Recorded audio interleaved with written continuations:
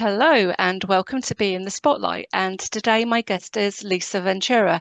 Lisa, if you'd like to introduce yourself to us and tell us a little bit about your background, that'd be very much appreciated. Absolutely. It's a pleasure to be here today, Sue. So, my name is Lisa Ventura. I'm the founder of Cybersecurity Unity, which was formerly known as the UK Cybersecurity Association. And it's the first trade body that was established in the UK specifically for individuals and organizations that actively work within the cybersecurity industry. On the back of that, I'm also preparing to launch NeuroUnity to bring together everything that's going on in the UK to do with neurodiversity and support resources for those that are seeking a diagnosis and beyond. Oh, wow, that's really good to hear. I think that a lot of people are going to find that really beneficial and useful. So, thank you for sharing that. Can I just sort of ask you, what got you into cybersecurity? What sparked your interest and motivated you to pursue this as a career? Sure. So I'd actually spent a great number of years in the entertainment industry before pivoting into cybersecurity. And for years, I actually worked with Chris Tarrant at his management company, the host of Who Wants to Be a Millionaire. And I worked with Chris just before Millionaire was a thing. I in fact remember the format arriving from Celador Productions in the office saying ITV has commissioned a pilot of this new game show, and its working title was Cash Mountain. And we think that Chris would be ideal as the host of the show. And I remember looking at it, I mean, it was on A4 paper like this, and going through it and thinking, but if the answers are on the screen, surely ITV are going to be bankrupt within absolutely no time at all and paying out £1 million prizes left, right, and centre. But actually, it was incredibly clever because unlike Mastermind, where you need to know a lot about your specialist subject, you had to know so much about a wide range of things to get that sort of far up the ladder on the show. Chris did the pilot, and as I'm sure you remember, it went stratospheric. It was incredible. It was beating EastEnders and some of the soaps in the ratings, and I worked with Chris through that for a number of years. And then in 2009, my ex was very high up as a penetration tester, ethical hacker, and she invented a software tool in her spare time called Nipper Studio that scans routers, networks, and firewalls, looks at the configuration files within, and produces a detailed report of vulnerabilities found. And it's fair to say that she was struggling with her workload as a penetration tester, and also trying to manage the product and all the inquiries that were coming in. And through her, I'd been exposed to that whole world of cybersecurity and hacking, and I was always fascinated with it in so much as what she could tell me, because she was bound by the Official Secrets Act, a lot of the government work and MOD work that she did as a penetration tester. So it made perfect sense to pivot into the business that we founded together. I helped grow that business. And at that time, I was introduced to Dr. Emma Philpott, MBE, who now runs IASME, that has the contract with the National Cybersecurity Centre to roll out Cyber Essentials. So I was a founder member of the Malvern Cybersecurity Cluster, which Emma founded, and that was the very first cybersecurity cluster in the UK. And we now have clusters all over the country overseen by UK C3. And I also worked on the cybersecurity strategy for Worcestershire through Worcestershire County Council, which at the time, Worcestershire County Council was the first local authority to have its own dedicated cyber security strategy. Then my ex and I decided to separate, and we subsequently divorced. And I knew I wanted to stay within cybersecurity. And if I'm honest, I was a lot more upset about coming away from the business than I was about the end of the marriage. That's a whole other story. But I knew I wanted to stay within cybersecurity. So I went to work at BT, and I worked on their Assure Cyber product, which it's fair to say was a competitor product to what my ex had developed. And then I spotted a gap for a dedicated trade association within the cybersecurity industry.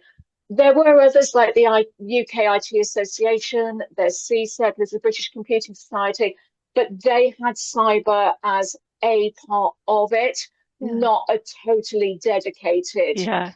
association. And Yeah. that's why I founded the UK Cybersecurity Association.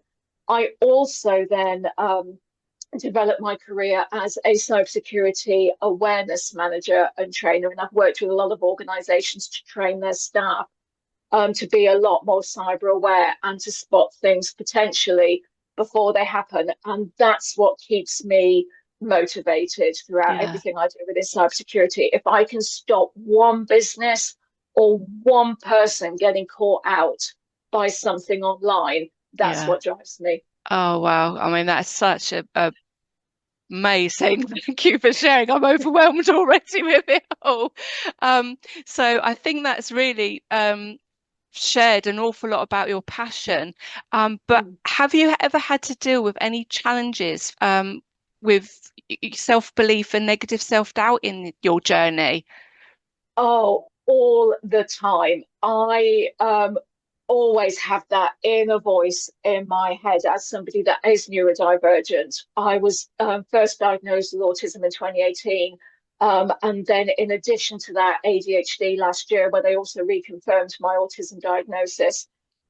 So I always have those really high levels of self-doubt, of imposter syndrome, those feelings of, I shouldn't be here. That Mm, wasn't meant for me. It was meant for somebody else, or mm, I'm a fraud and I'm going to be found out at any second. And I've also had throughout my lifetime in every area, not just work and career, an incredibly high level of bullying and abuse that I've oh, had to deal with. yeah. It started as far, even before I went to school from within the family. It started and it carried on at school. It carried on at college. I was really naive when I left school to think, oh, finally I'll be away from the bullies. I Mm, can tell you, it's been far, far worse mm, in the workplace and that than mm, I could have ever imagined. And my no. most recent experience of it, in fact, was in 2022 that caused me to come away from an organization that I was working with. Um, so that's always been a constant theme. And because of that, Mm, I'm incredibly guarded. mm, I mean, incredibly guarded. And I guess that could potentially come across as being a bit sort of, aloof or standoffish. I don't mm. mean to be, No. but I'm also so, I guess not, well, I suppose untrusting. So I do tend to hold back a Yeah. lot. Yeah. So it is a bit of a double-edged sword, and that's a real challenge Yeah. for me. Yeah. In terms of other challenges, I have been subjected to the gender pay gap within cybersecurity. Uh, I was once offered a head of cyber awareness level role at an organization that I was at, and I was told that it came with a 5K salary increase. Well, that wasn't actually strictly true because I believed in the organization and what they were trying to do. So I'd actually taken a slight drop to go there. So in mm, real terms, it was actually only about 1K. But then mm. I was told and discovered that a male colleague had been offered 15,000 for a head of equivalent Oh, role than I oh, was. So I was mm, absolutely done no. with that organization. So that's a challenge. I'd Mm, heard the stories. mm, I knew it was there. That was my first hand mm, experience of mm. it.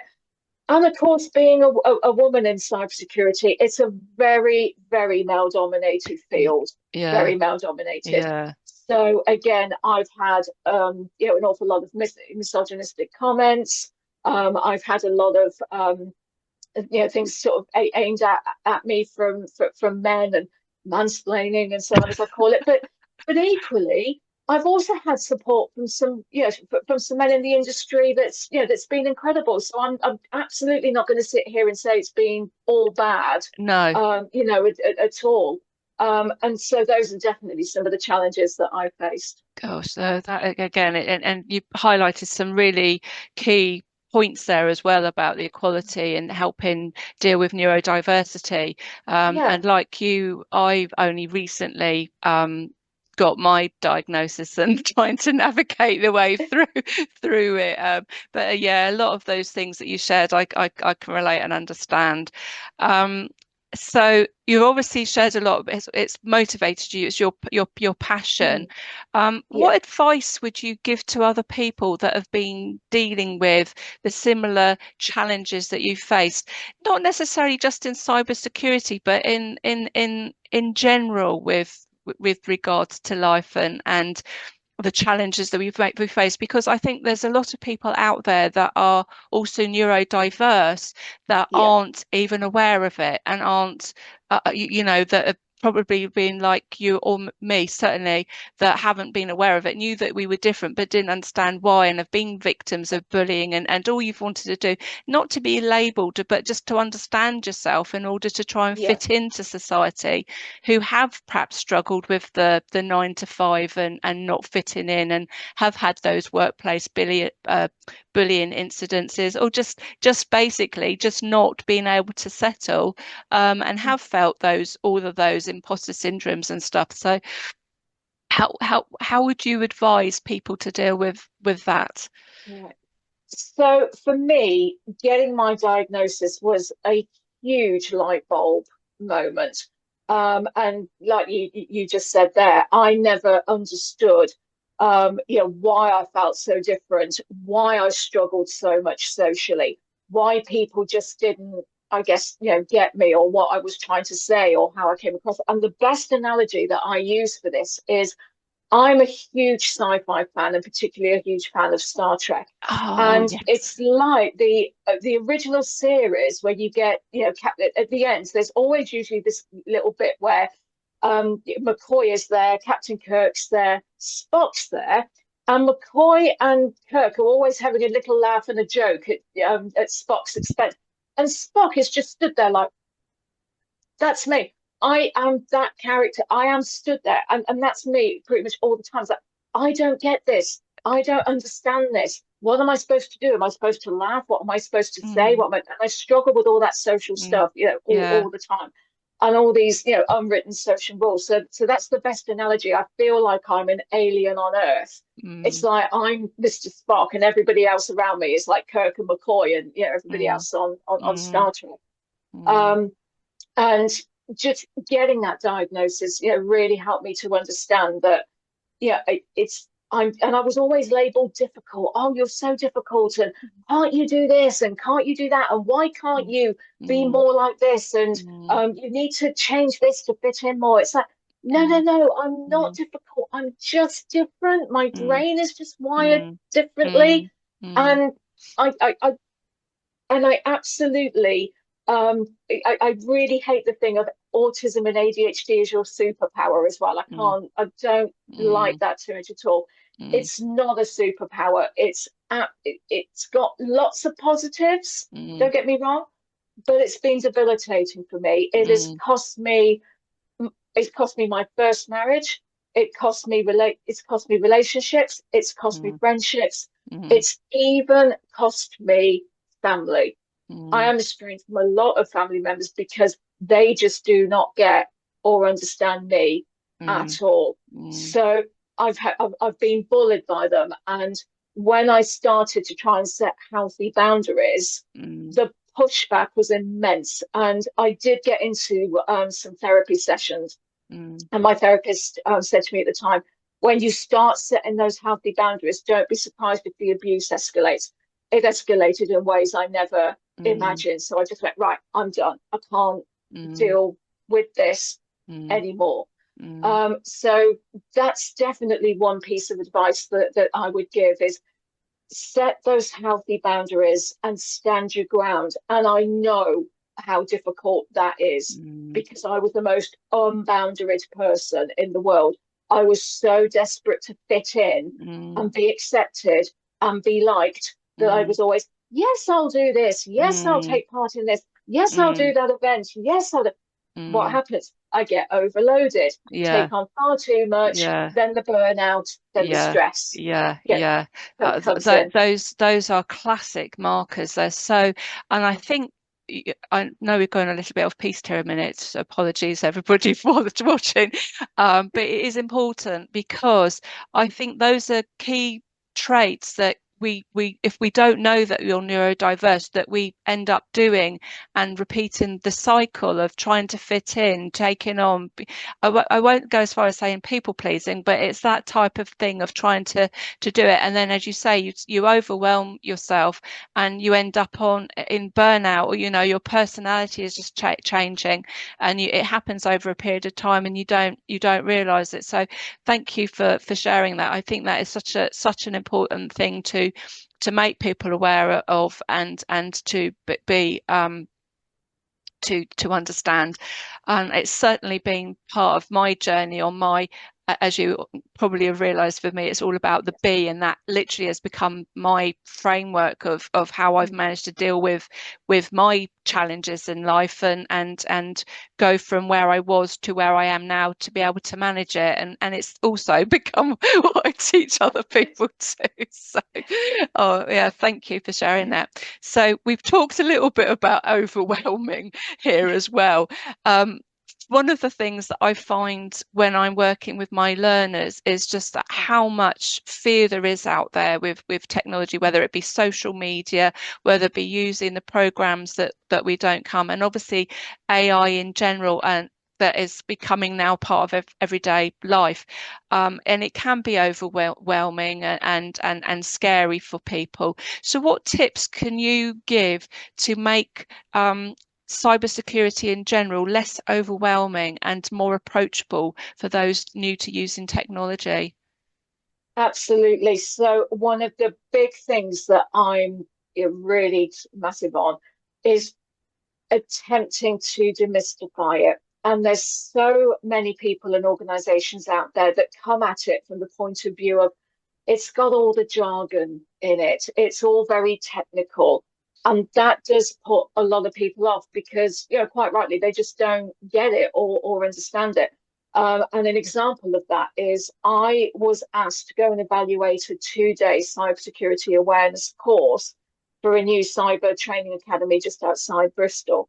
And I went down there, and the course was a really expensive course over the 2 days. And the audience was, people like lawyers, accountants, business professionals, and so on. And they really didn't have cybersecurity on their radar, but they wanted to learn about it, and that's why they were there. And the course was led by two guys that were, I mean, lovely, but they came at it from such a technical angle, and they were talking in all the acronyms and DDoS, which is denial of service attack, and so on. And you could just see the audience was totally glazed over. They just didn't get it. And I remember sitting in the breaks and in the lunch times talking to some of the other audience members and saying, well, when they said this, they meant this, and when they said this, they meant it. Oh, we get it now. We understand why it's important. And so that was my feedback to them, and said, you can't come at it from a technical perspective. No. It won't land with the audiences that you're trying to attract. And that's where I come from as well. And because I support a lot of small businesses and smaller size SMEs with their cybersecurity posture. And it's frightening that it's 2024 and I still have conversations with them, and some of them will go, yeah, we don't need to worry about it because we're so small, a hacker's not going to bother with us, which is absolutely, let's assume for one hypothetical second that it's true, which it isn't, but let's just say it is. What about your supply chains? What about the businesses you're doing business with? How can you be sure that they're as secure as they can be? Because if they have a breach, that's going to cascade down to you, and that could potentially put you out of business and ruin your reputation, at the same time. So that's the biggest sort of piece of advice that I would give is make it non-technical. Use real world examples that people can relate to. And I always use a lot, for example, the drunk of mum and dad WhatsApp scam. And you might think, well, what's that got to do with the business side? But if I can get people thinking about it on their personal lives and how it's going to affect them, that will cascade down into their work lives and get them thinking about cybersecurity from a work perspective. Yeah. And I think as you just hit there, it's not just about business, it's also about the home life and protecting ourselves online and being safe online. And this isn't necessarily specifically AI, social cybersecurity, but it's online tips in general, because the amount of times I've seen posts that have come out, oh, my account's been hacked on Facebook, or recently Yeah. it was LinkedIn, I've been hacked on LinkedIn, or, Yeah. Yeah. and things like that. And giving out information, the typical one is, you're going on holiday and you're posting photos about going on holiday, all these things that mistakes people make that aren't, making themselves be safe online, they're making vulnerable. But equally, I will say that I've got people that I work with that are just are afraid of posting anything. Hmm. They won't do it. You'll Yeah. have to have a profile, but they're too afraid to use it, or they want to start a business, but they don't realize that having, a business is going online. So I always sort of say, well, look at how you're going to use it on a personal basis. First of all, get comfortable with it personal wise, and Hmm. make sure you know how to check your settings and stay safe and Yeah. keep review them. And then once you've got an understanding on how it works on a personal basis, yes, business is different. You have to go through it again, but it's still being able to change and still have that business profile and that identity, and keeping the Yeah. two separate and things like that. So that's sort of how I encourage people to try and use it, and raise the awareness. So learning to be social. So I sort of use it with the digital skills, the amount of information that is out there, that it's a great tool for learning and research, the same as Yeah. we've all had to learn how to use the internet. We then learned how to use YouTube. So these are just other ways of learning to use the technology. And the same goes with AI, which goes back to me a little bit with what you were saying just now, going again off piste a little bit, but the prompts and things, I see so much tips about there on social media about tips to use this a prompt or that prompt, and to do, Hmm. and a lot of them out there for doing like creating CVs or resumes and Yeah. getting the Yeah. perfect job and everything like that. And people are using them. I mean, I went and tried some out for myself, just for curiosity, to see how it works and everything, because I think that's part of what my job is to do in teaching stuff. You have to go through it yourself in order to see what works and doesn't work. But I found personally that a lot of the prompts I was trying, I didn't find really worked for me. And I found that the using of the technology was better when you're actually having a conversation with it, because it seemed to be more responsive to that. Hmm.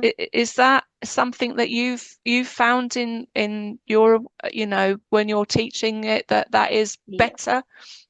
Absolutely. But also, I'm doing a piece of research at the moment into the it's like Chat GPT, Mm, Gemini Copilot, etc.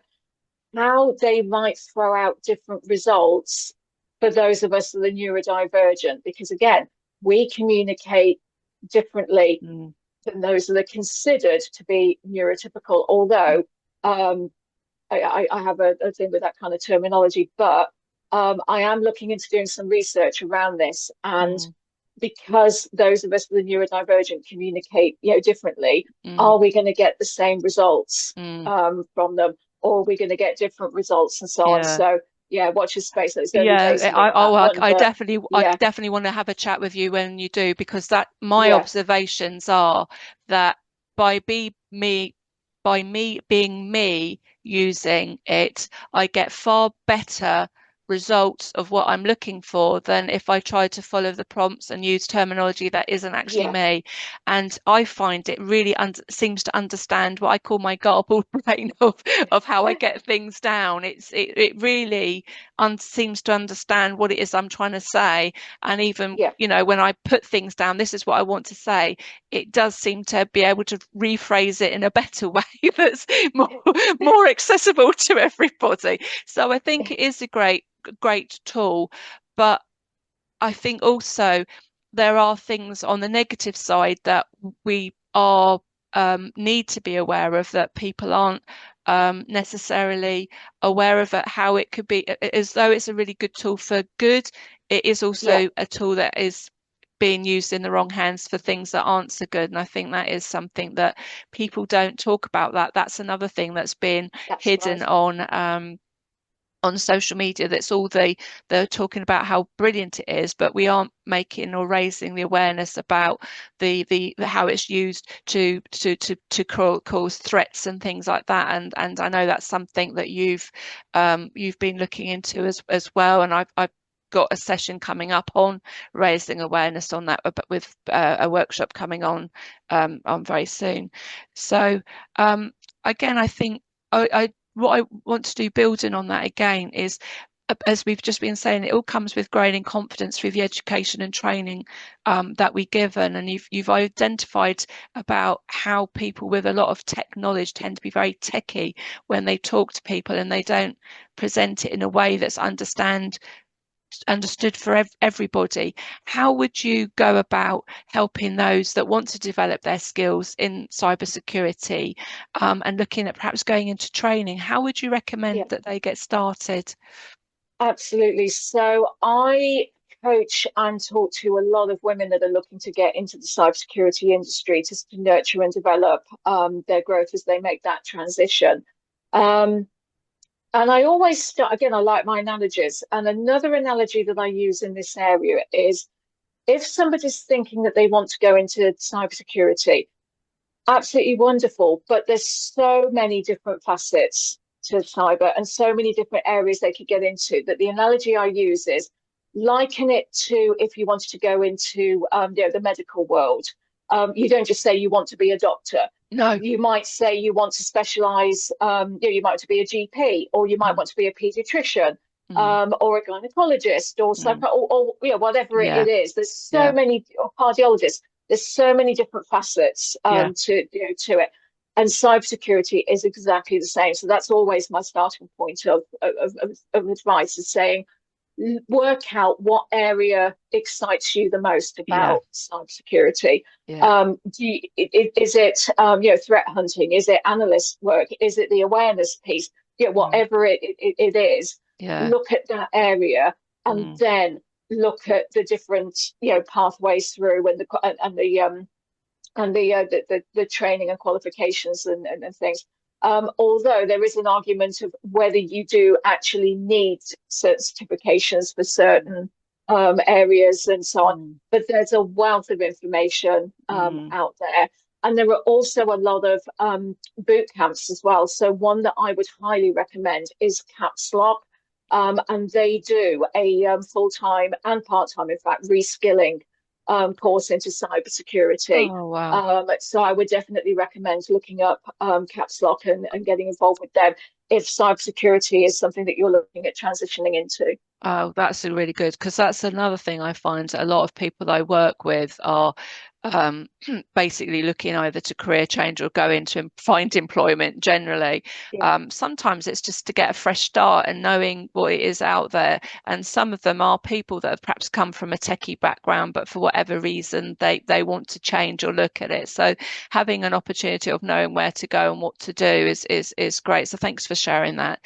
If anybody's watching any of this and wanting to get information, what I will say is that Lisa and I will put together a pack to go with this that will give you some Mm-hmm. tips if those of you are interested. Yeah. So make sure you email us at beinthespotlight@gmail.com, because that way I can collect any questions that you have and forward them on and get results for you, or put a comment in on the YouTube channel if you want to know more.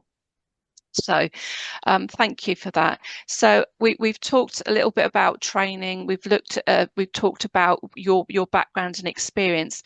I think you've answered this a little bit, but setting the goals and achieving goals. How do you go Mm-hmm. about keeping yourself motivated with what you're doing, and how has it helped you to excel in what you've been doing so quickly? And just, I mean, I'm in awe of you already. Well, I think that I have to be really passionate about those goals and what I'm looking to achieve. And I guess as well, I've always been a bit, adept at spotting those gaps. Mm, And I think that might well be down to my being neurodivergent. I mm, always seem to be able to see where there is a gap and then being able to create something to fill it. mm, Bit like I did with the UK Cybersecurity mm, Association. mm, no dedicated trade association specifically and just for cyber at that mm, time. So mm, I filled that gap. And I'm doing it again now with Neuro Unity. You probably see it yourself. There's so much information out there, mm, and you don't know which is going to be the best one to go to or what's the best little mm, pathway, the mm, diagnostic stuff.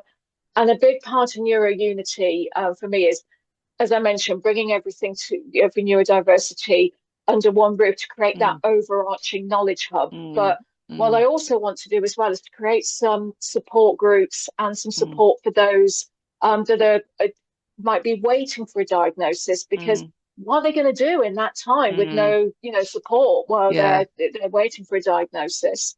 Um, and then to post-diagnosis as well. So being able to actually meet and talk with some yeah, neurodivergent peers, so that yeah, they know that they're not alone, and so on.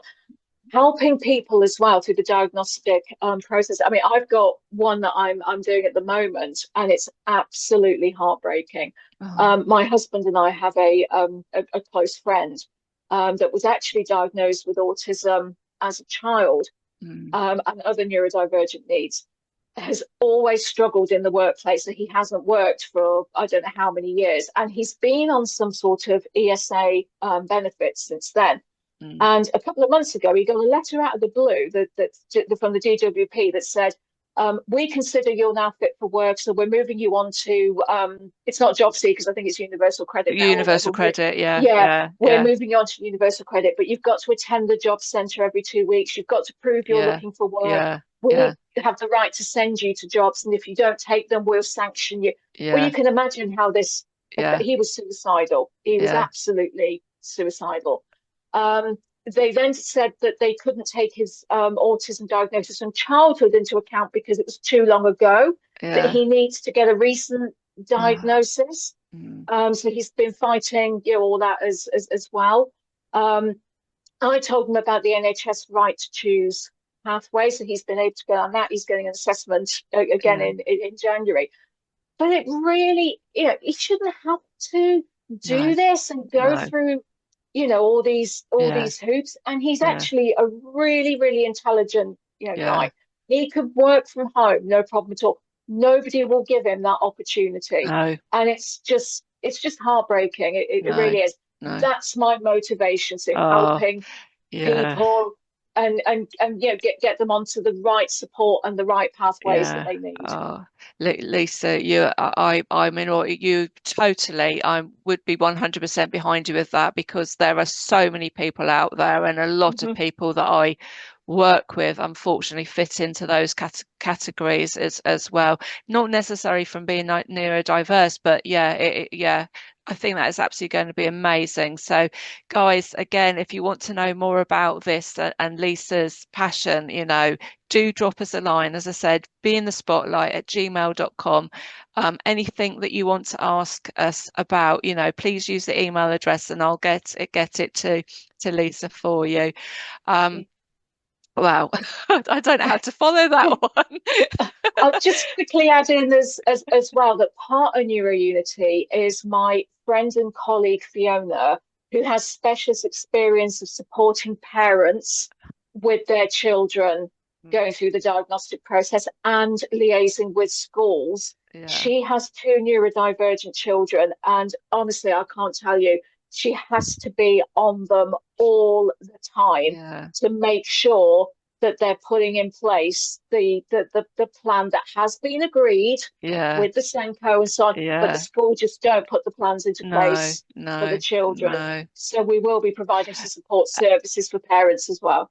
uh, that actually touches something as well that is very passionate in my family. With it's not just being neurodiverse, but it's other disabilities as well, Yeah, and the struggles that we as a family have had to deal with those additional disabilities, and my poor parents challenged all the way through to deal with it in the workplace to try and get things sorted. And there doesn't seem to be support for everybody out there. There is I know yours is specifically for the neurodiverse, but there is this, these challenges that people are facing that in society to fit in, and it's that one box doesn't fit all. We're all different, and everything needs to be treated differently and dealt with on an individual basis. And just going back to that scenario of the gentleman that hasn't worked, and it's not that he can't work. He probably, if given the opportunity to work at home, would be an amazing employee, but it's just not being given those opportunities. And I do think that there are a lot of people that are in that situation that are struggling and aren't getting the right support. So I think that really sort of actually leads quite nicely into the last couple of questions I wanted to talk to you about. I'm very passionate about the Be Social, Get Digital, Use Tech with Confidence, and being about building confidence in yourselves, to believe in yourself and to look at what you can do and find what you're passionate about. So and that's what I try to do at the starting point of people's careers, to get them not to be afraid of the technology and to take it a bit at a time. How do you feel that the use of technology has built your confidence and helped you to deal with all of the challenges that you've faced in your life and to become the successful person that you are? I mean, there's no doubt about it, Lisa. You are truly an inspiration person, and I think that there are many people who will aspire to be, to achieve what you've done, and I think that's, commendable. What would you say to those people to help them with, believing in themselves? So thank you so much. And I'm going to break this down into two categories, into personal life and work life. So on the work life side, I've found that utilizing as many tools for automation as possible and automating a lot of those repetitive, key things has been immense for me. And I live by my planners. So I have a signer for all my projects and I track everything I'm doing in there. I also have Microsoft To Do, and that's kind of a more general thing where everything goes in there. So it's things like, even if I've got to put the washing on one day or whatever, that all goes into, I've broken it down into lists for To Do Monday, To Do Tuesday, To Do Wednesday. And that works really well. That's my sort of task thing of, right, these are things I've definitely got to do today. In there they go. And I can obviously then tick them off as I've done them. I'm also a big fan of using ChatGPT as well. I think to get me started on things. So sometimes I could be sat with a particular task and I could be a bit sort of, especially if I'm doing a presentation or a talk or something. And Yeah. I'll just put a prompt in there of give me half a dozen ideas on X. Yeah. That just gets me started. And for Yeah. that, it saves me so much time. It's Mm. unbelievable. Mm. So that's on the work side. On the personal side, I really struggle, and it's something that my because I remarried around sort of 10 or so years ago, and my husband, it drives my husband insane, where he says to me, "You're so good in everything to do with work. Why can't that translate to home?" And by that he means he gets frustrated if I go upstairs and leave the lights on, if I if I've got if I've had a coffee and I've got a cup and I take it downstairs, meaning to put it in the dishwasher, and it ends up on the side and doesn't make it into the dishwasher. It's just things like that Mm. that really winds him up. So what he did, and this is an area again, this is an area where I'm developing. Oh, and I could forget the washing machine. So the washing could do its cycle, and then it just gets that because I've completely forgotten. I put it on. Typical ADHD, right there. So what he's done is he's actually created, and we have it on an Amazon, but any tablet will do, but we've got it on an Amazon Fire tablet. He's coded a dashboard that actually has and it's all linked up by smart home technology and Wow. Home Assistant. And it means that if I put the washing on and forget it, it'll do its cycle and it will automatically switch itself off. and I can turn things on and off from the dashboard. I can do the lights on the dashboard. But smart home automations has been an absolute lifesaver for me, or in my case, a marriage saver. So there you go. Oh wow, and that's a real good use of technology as well. Yeah. You really have got your technology down to a fine art Yeah. there. Wow. I'll send you the link because my husband has actually documented our smart home tech on and what he's done on the website. So I'll send you the link that you can include Oh, brilliant. Oh, in the thank you for comments for that. this. Thank you for that. I was in awe of my dad at the weekend creating an energy spreadsheet on his iPad in on numbers that he was really proud of himself because he told it all himself, but there was a couple of techie things he wasn't sure how to do that I was able to help with, and I thought, my gosh, the figures just sort of went over my head. No, not my area at all. Well, that is certainly given us a lot of things to show that what you can do with the house and the technology and how to manage yourself. I have to find I find for me personally on things like that, I'm still a little bit old fashioned. The pen and paper in my diary, I seem to Mm, find better because I've got it all in one place and I have yeah. everything there and I sort of know about it. And I think it's probably because to a disadvantage, I have so many different email accounts for the different work that I do and what I'm running and trying to coordinate everything just digitally. Just it ends up making me more work rather than less work. So I actually stopped doing it to much of people's amazement. But I think you do have to find things that work for you as well and be comfortable with doing it. But I definitely do think that the automated processes are also equally very important and definitely something a work in progress for me, I think. Um, so last but not least, I think that we've talked a lot about your experiences, your journey, and the use of technology. But I think also looking after our health and well-being is equally important.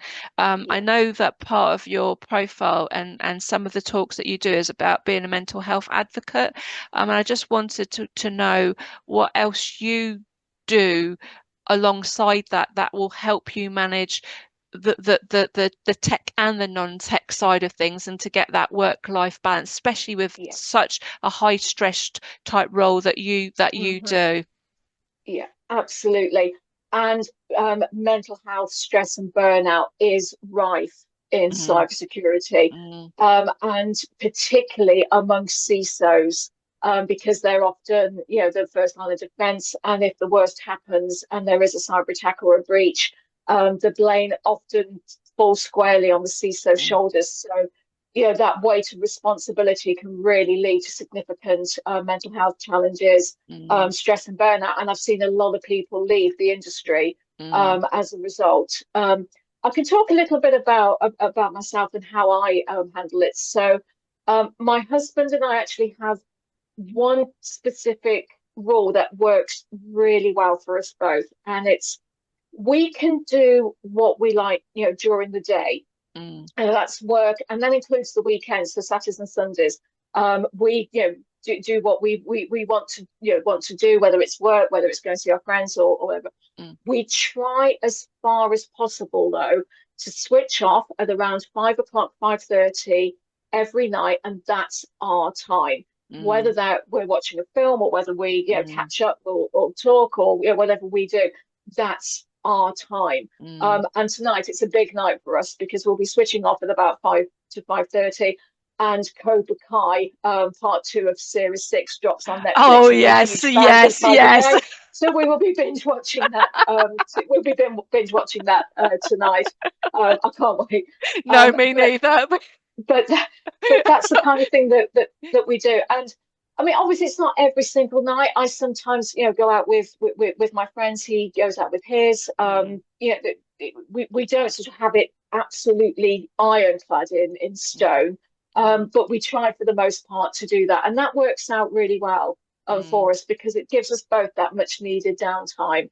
away from work. And then I have a dog, a German Shepherd Husky Cross. So I go out twice a day with her, and we're now on our winter routine, as I call it, where we go about 7:30, 8 o'clock in the morning, and then we go again at 2 o'clock in the afternoon.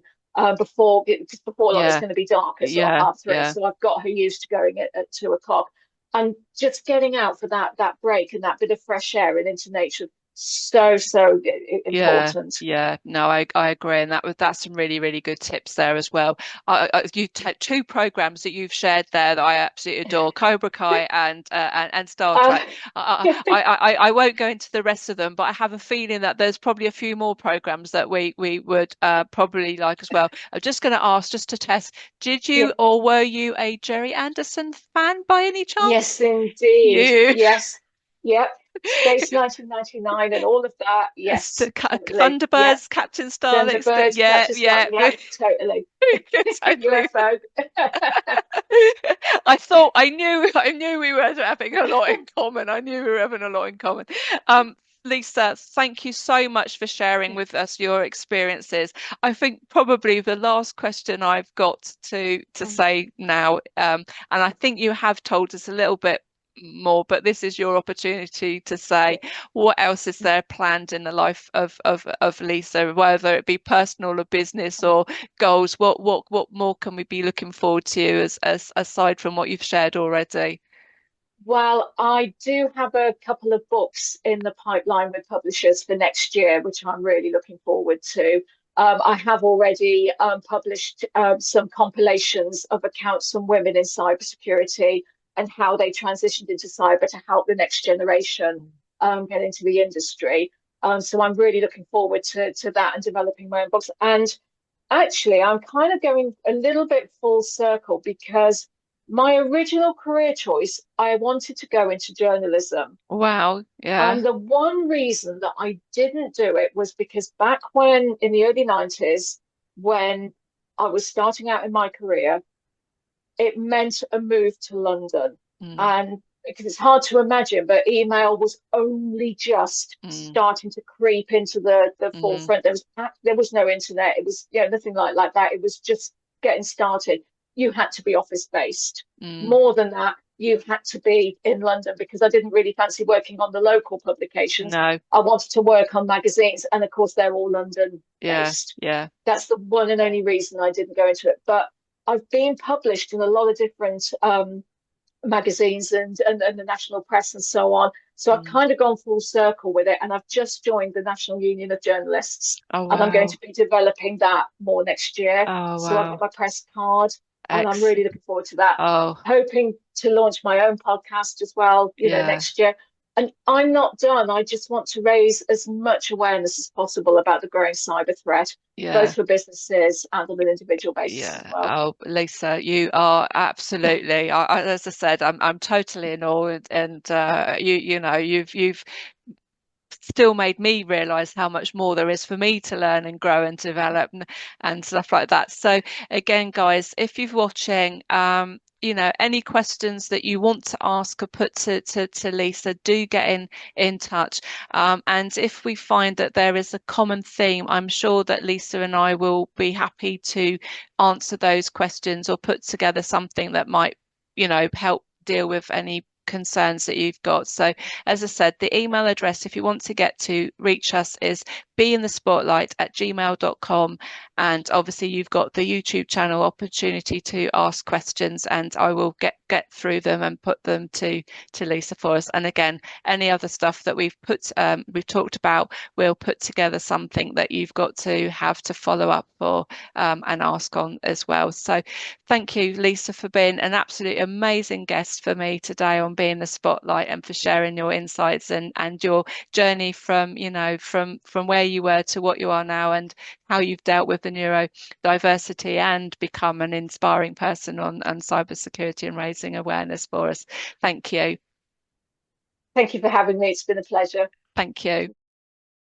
Be in the spotlight is the place to be network driven. Business technology. Be in the spotlight is the place to be. Tech talk tips for free.